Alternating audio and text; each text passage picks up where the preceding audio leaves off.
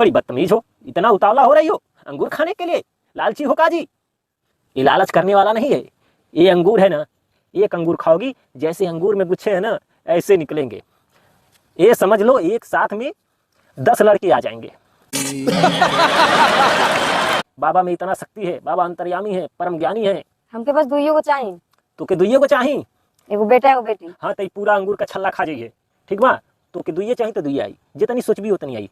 कहीं सोच ले ली, अगर 10 सोचबी तो 20 आ जाई, यो बता देता नहीं। देख ये दाना में कम से कम नहीं नहीं तो 30 गोबा, 30-40 दाना है। तो लो खा लो। नीली नीली साड़ी हमें लौका तटे दीली। दी बाबा।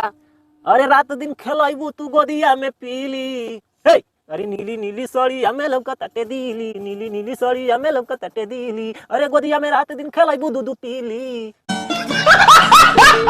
नीली नीली साड़ी हमें लौका तटे। ए बाबा घइया वाला ए पकड़िया तो के उहे चाहिए तो उहे दे।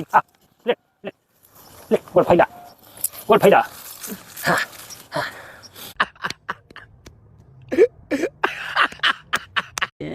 प्यारी समझ गई।